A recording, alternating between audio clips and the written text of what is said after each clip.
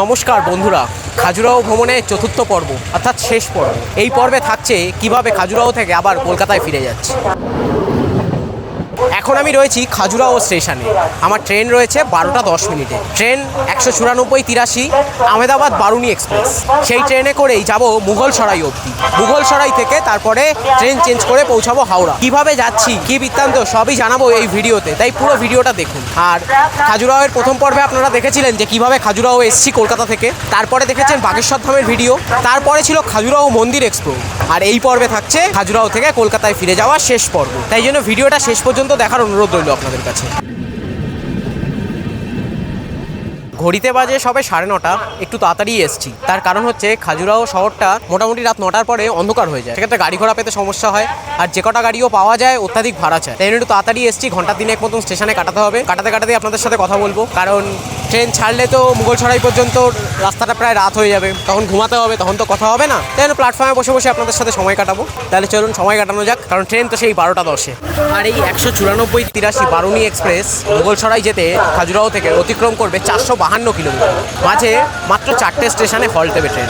12টা 10-এ খাজুরাহো থেকে ছাড়বে এবং মুঘলসরাই টাইম রয়েছে 9টা 50 মিনিট। দেখতে দেখতে 10টা বাজতে যায়, মানে প্রায় 1 ঘন্টার কাছাকাছি ওয়েট করা সম্পূর্ণ হলো। তো ভাবলাম খাজুরাহো স্টেশন সম্বন্ধে কিছু তথ্য আপনাদের জানি। খাজুরাহো হচ্ছে মধ্যপ্রদেশের ছাতনা ডিস্ট্রিক্টের একটা ছোট শহর, তারই একটা স্টেশন। এই স্টেশনটায় 3টে প্ল্যাটফর্ম রয়েছে, আর দিনে 10টা ট্রেন এই স্টেশনে হল্ট দেয়। তার মধ্যে 8টা ট্রেন এখান থেকে ছাড়ে, আর 8টা ট্রেন এখানে এসেই যাত্রা সম্পূর্ণ করে। আর যদি ট্যুরিস্ট স্পটের কথা বলেন, তাহলে তো খাজুরাহো মন্দিরের যে চত্বর, ওয়ার্ল্ড হেরিটেজ সাইডের অংশগত, সেখানে আপনারা যেতে পারছেন। এছাড়াও রানে ওয়াটারফলস আছে, আর তাছাড়াও পান্না টাইগার রিজার্ভ রয়েছে। এগুলোতে আপনারা খাজুরাহো স্টেশন থেকে খুব সহজেই যেতে পারেন।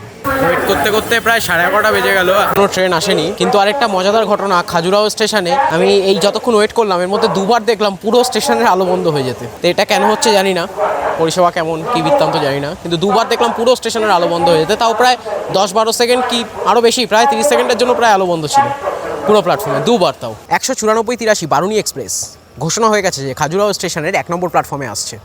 প্ল্যাটফর্মের বাইরে বেরিয়েছিলাম, তো এবার ঢুকে যাওয়া যাক ভিতরে 1 নম্বর প্ল্যাটফর্মে। আমার সিট পড়েছে B215 সাইড লোয়ার। তো সিটে বসেই তো আবার কথা শুরু হবে আপনাদের সাথে আবার। তাহলে চলুন সিটে যাওয়া যাক। ট্রেন চলে এসছে, ট্রেনের সিটেও চলে গেছি। ভিতরটা অন্ধকার রয়েছে, সবাই ঘুমাচ্ছে, তাই জন্য আর ভিতরের ছবি দেখাচ্ছি না এখন। এটুকু শুধু জানালাম যে সিট পেয়ে গেছি, ভিতরে ঢুকে গেছি। খাজুরাহোতে কিন্তু ট্রেন অনেকক্ষণ দাঁড়ায়, কারণ যেহেতু রেক রিভার্স হয় এখান থেকে, ইঞ্জিনটা চেঞ্জ হয়, এদিকে নতুন ইঞ্জিন লাগে, এই জন্য আর কি কিছুটা সময় দাঁড়ায়, প্রায় 25 থেকে 30 মিনিট দাঁড়ায় ট্রেন এখানে। তাই জন্য তাড়াহুড়োর কোনো ব্যাপার নেই। যখন আপনারা খাজুরাহো থেকে ট্রেনে উঠবেন, যে কোনো ট্রেনই মোটামুটি এখানে অনেকক্ষণ দাঁড়ায়, তাই জন্য সেই সমস্যাটা নেই। তাহলে চলুন ট্রেন ছাড়লে বাকি কথা বলছি। ঘড়িতে বাজে 12টা 50, খাজুরাহো স্টেশন ছেড়ে দিল 194-83 বারুনি এক্সপ্রেস। ট্রেনের পরবর্তী হল্ট স্টেশন হচ্ছে মাহোবা জাংশন। মাহোবা যেতে ট্রেন অতিক্রম করবে 63 কিলোমিটার। মাঝে ইন্টারমিডিয়েট স্টেশন আছে 4টে। তাহলে এই রাত্রিবেলায় আর বেশি কথা বাড়াচ্ছি না, আপাতত আজকে রাতের মতন ক্যামেরা এখানেই বন্ধ করছি। আবার দেখা হবে কালকে সকালে একবারে মুঘলসরাই থেকেই তাহলে ক্যামেরা চালু করব। তাহলে চলুন, এখন আর বেশি কথা বাড়াচ্ছি না। Good night.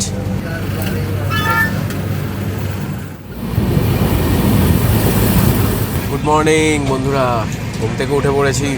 ট্রেন চলছে মুঘলসরাইয়ের পথে, মানে দীনদয়াল উপাধ্যায়ের পথে। এখনও দীনদয়াল উপাধ্যায় থেকে প্রায় 90 কিলোমিটার পিছিয়ে আছি এখন। লেট বলতে খুব একটা নেই, 10 থেকে 12 মিনিট লেট রয়েছে ট্রেন। মোটামুটি ভালোই চলছে, কিন্তু রাতের ঘুমটা মোটেও ভালো হয়নি। ভোরবেলা থেকেই হকারদের প্রচণ্ড উৎপাত, ঘুমটা ভালো হয়নি, কিন্তু ট্রেনটা মোটামুটি চলছে। তো যাই হোক, এগোচ্ছি মুঘলসরাইয়ের দিকে। আমাদের সঙ্গে এখন দেখা হবে আলিপুরদুয়ার জাংশন থেকে দিল্লি জাংশনগামী 154-83 সিকিম মহানন্দা এক্সপ্রেসের সাথে। এখন আমাদের উল্টো দিক থেকে আসছে 123-11 হাওড়া কালকা নেতাজি এক্সপ্রেস।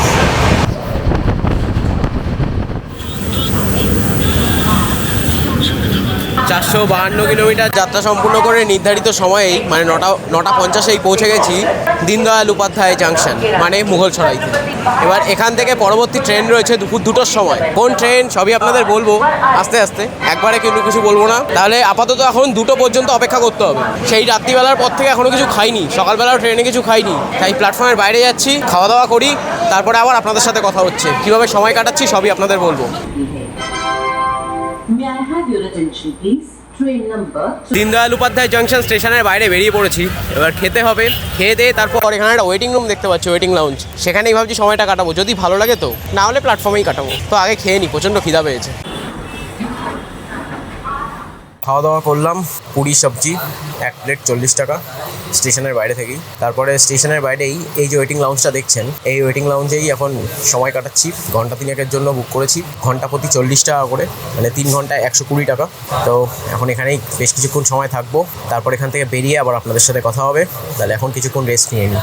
আর ট্রেনের কথা যেটা বলছিলাম, এর পরের ট্রেন হচ্ছে আমার 12370 দেরাদুন হাওড়া কুম্ভ এক্সপ্রেস, যেটাই আমি এই দীনদয়াল উপাধ্যায় থেকে বোর্ডিং করব, সেটাই করেই হাওড়া পৌঁছাবো। আর ট্রেন সম্বন্ধে বাদবাকি কথা পরে হবে। আর আরেকটা কথা, এই ওয়েটিং লাউঞ্জটা হচ্ছে একদম স্টেশনের ঠিক উল্টো দিকে, মানে স্টেশন থেকে বেরোলেই আপনারা বড় করে ওয়েটিং লাউঞ্জের এই গেটটা দেখতে পাবেন, সেখান দিয়ে ঢুকে যাবেন। ঢুকে দোতলার উপরে এই ওয়েটিং লাউঞ্জটা বেশ সুন্দর, মোটামুটি নিরিবিলি আছে, খুবই ফাঁকা, কিন্তু অনেকগুলো সিট প্রায় ফাঁকা, গোটা 10 লোক রয়েছে। তো আর কথা বাড়াচ্ছি না, এখন একটু রেস্ট করি, বেরিয়ে তারপর আবার কথা শুরু হবে। ঘড়িতে বাজে 1:10, এখন ওয়েটিং রুম থেকে বেরোলাম, কারণ কুম্ভ এক্সপ্রেস প্রায় বারাণসী চলে এসছে। বারাণসী ঢুকবে। এবার বারাণসী থেকে তো আপনারা জানেন যে মুঘলসরাইয়ের দূরত্ব, মানে দীনদয়াল উপাধ্যায়ের দূরত্ব এমন কিছু বেশি না, খুব তাড়াতাড়ি চলে আসবে। এই জন্যই বেরিয়ে পড়লাম এখন ওয়েটিং রুম থেকে। এবার কিছু দুপুরের খাওয়া দাওয়াটা সেরে নিতে হবে। দুপুরের খাওয়া দাওয়া সেরে একবারে তারপর ট্রেনে উঠবো। তাহলে চলুন খাওয়া দাওয়া সেরে নিই আগে। ঘড়িতে বাজে 1:30, খাওয়া দাওয়া কমপ্লিট। খেয়ে এবার স্টেশনে ঢুকছি। স্টেশনের সামনে একটা হোটেলে খেলাম, তো যাই হোক ভেজ থালি, নিরামিষ ছিল, কোনো আমিষ কিছু ছিল না। তো এবার স্টেশনে যাই, দেখি কোন প্ল্যাটফর্মে দিয়েছে কুম্ভ এক্সপ্রেস। তারপর কুম্ভ এক্সপ্রেসে চেপে বসি, চেপে বাড়ির দিকে চলুন তাহলে। 1 নম্বর প্ল্যাটফর্মে দিয়েছে 12370 কুম্ভ এক্সপ্রেস, তাই এখন ফ্লাইওভার দিয়ে চলেছি 1 নম্বরের পথে। কি হারে ঘোরাচ্ছে, শুরুতে বললো 1, এখন শেষ মুহূর্তে আবার অ্যানাউন্স হয়েছে যে 3-এ, তাই এবার চলছি 3-এর দিকে। আবার ট্রেন দিয়ে দিয়েছে, উঠেও পড়েছি ট্রেনে। আমার সিট হচ্ছে A126, সাইড আপার পড়েছে। তো ভিতরটায় মোটামুটি এখন দুপুর, তো ঘুমের আবহই চলছে, তাই জন্য ভিতরে কথা বললাম না, কথাটা বাইরেই বলছি। এক তো অন্ধকার, 2 হচ্ছে ঘুমের আবহ, কেন বাইরে থেকেই কথা বলছি। 12370 কুম্ভ এক্সপ্রেসে আমি জার্নি করবো 743 কিলোমিটার মতো, সময় নেবে 13 ঘন্টা 5 মিনিট, আর হল্ট দেবে 13টা স্টেশন।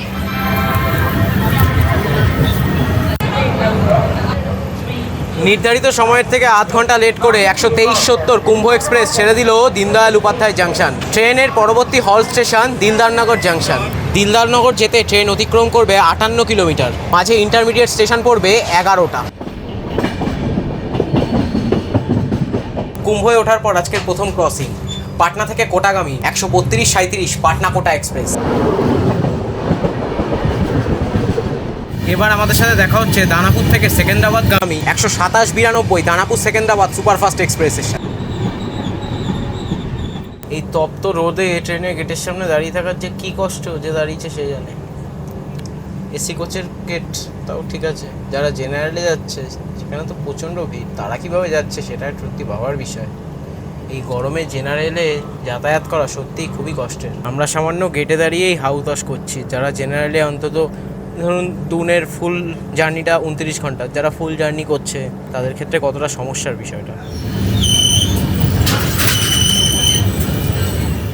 এসি কোচের দরজা বেশিক্ষণ খুলে রাখতে না করছে, গাড়ি প্রচণ্ড গরম হয়ে যাচ্ছে, যার জন্য এসিতে সমস্যা হচ্ছে। কিন্তু এসির যারা টেকনিশিয়ান রয়েছে তারা বলছে দরজাটা বেশিক্ষণ খুলে না রাখতে। 256 কিলোমিটার যাত্রা সম্পূর্ণ করে, মানে আমি ওঠার পর থেকে 256 কিলোমিটার যাত্রা সম্পূর্ণ করে 12370 কুম্ভ এক্সপ্রেস পৌঁছালো বখতিয়ারপুর জাংশনে। ট্রেন আপাতত নির্ধারিত সময়ের থেকে প্রায় 35 মিনিট লেট রয়েছে। আর দুপুরের পর থেকে কথা বাড়ায়নি, কারণ গেটের সামনে এমনিও আসা যাচ্ছিল না, কারণ প্রচণ্ড হিট, মানে গরম ছিল, যার জন্য এসির টেকনিশিয়ানরা না করছিল। এজন্য সিটে গিয়ে শোয়ার পরে ঘুমিয়ে পড়েছিলাম, এই জন্য আর মানে কথা হয়নি। তাই আবার এখন থেকে কথাটা শুরু হলো। তাহলে চলুন তাহলে এগোনো যাক। এবার 12370 কুম্ভ এক্সপ্রেস বখতিয়ারপুর ছেড়ে দিল। ট্রেনের পরবর্তী হল স্টেশন হচ্ছে মোকামা। মোকামা যেতে ট্রেন অতিক্রম করবে 44 কিলোমিটার।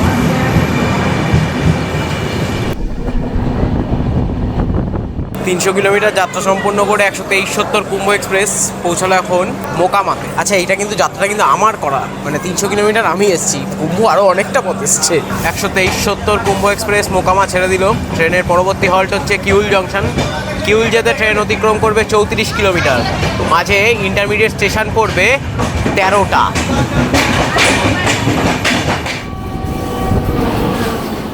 ট্রেন কিউল ঢুকছে। আর একটা কথা বলে দিই, রাতের খাবার এখানে অর্ডার দিয়ে দিয়েছিলাম, চিকেন থালি। চিকেন থালি হচ্ছে 170 টাকা। খাবার অলরেডি চলে এসছে, পরেই খেয়ে নেবো, দেরি করবো না আর। 334 কিলোমিটার যাত্রা সম্পূর্ণ করে পৌঁছালাম কিউল জাংশন। কিউলে এই ট্রেনের হল্ট টাইম হচ্ছে 3 মিনিট। 12370 কুম্ভ এক্সপ্রেস কিউল ছেড়ে দিল। এবার ট্রেনের পরবর্তী হল স্টেশন জামুই। জামুই যেতে ট্রেন অতিক্রম করবে 27 কিলোমিটার, মাঝে ইন্টারমিডিয়েট স্টেশন পড়বে 11টা। খাবার চলে এসছে, তাই খাওয়া দাওয়াটা সেরে নিই। বেশি রাত করছি না, খেয়েই নিই। মাঝরাতে তো ট্রেন গিয়ে হাওড়ায় নামাবে, তাই জন্য খেয়ে একটু রেস্ট নেওয়া ভালো, তাই জন্য খেয়ে নিই। চলুন তাহলে। 388 কিলোমিটার যাত্রা সম্পূর্ণ করে এখন চলে এসেছি ঝাঁঝায়। ঝাঁঝায় ট্রেন নির্ধারিত সময়ের থেকে আগে রয়েছে, ট্রেন বেশ অনেকক্ষণ ধরে দাঁড়িয়ে রয়েছে, মানে নির্ধারিত সময় থেকে প্রায় 10 মিনিট আগে ঝাঁঝায় ঢুকিয়ে দিয়েছে। রাত হচ্ছে, তাই বেশি কথা বাড়াবো না। ঝাঁঝা ছাড়লে ক্যামেরা বন্ধ করব, আবার হাওড়ায় নেমে কখন নামাচ্ছে কী বৃত্তান্ত সব আপনাদের বলবো। চলুন।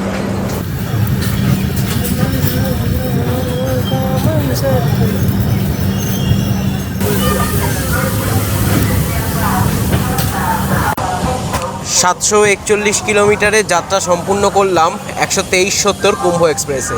পৌঁছে গেলাম হাওড়া। হাওড়া স্টেশনে 8 নম্বর প্ল্যাটফর্মে দিয়েছে আমাদের ট্রেন। এখন প্ল্যাটফর্ম থেকে বাইরে বেরোচ্ছি, বেরিয়ে যাত্রী সাথী বুক করেছি, যাত্রী সাথী ধরেই তারপর যাবো, আর যাত্রী সাথীতেই ভিডিওটা শেষ করবো। তাহলে চলুন তাহলে বাইরের দিকে যাওয়া যাক। মুখ না, আজকে রাতের কলকাতার ছবি দেখেই শেষ করবো।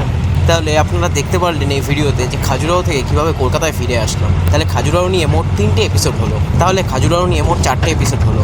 প্রথম এপিসোডে ধরল কলকাতা থেকে কীভাবে খাজুরাহো পৌঁছালাম, তার পরের এপিসোডে রয়েছে খাজুরাহোর বাগেশ্বর ধাম, আর তার পরের এপিসোডে খাজুরাহো মন্দির এক্সপ্লোর, আর লাস্ট তথা এই এপিসোডে আপনারা দেখলেন যে খাজুরাহো থেকে কীভাবে কলকাতায় ফিরলাম। এক্ষেত্রে আমরা ব্যবহার করেছি দুটো ট্রেন। প্রথম ট্রেনটি খাজুরাহো থেকে দীনদয়াল উপাধ্যায় পর্যন্ত, তারপরেরটি দীনদয়াল উপাধ্যায় থেকে হাওড়া অবধি। আপনারা চাইলে খাজুরাহো থেকে মাহোবা এসে মাহোবা থেকে ট্রেন চেঞ্জ করে নিতে পারেন, সেটা আরও বেশি সুবিধার হয়, সেটা আপনারা একটু দেখে নেবেন।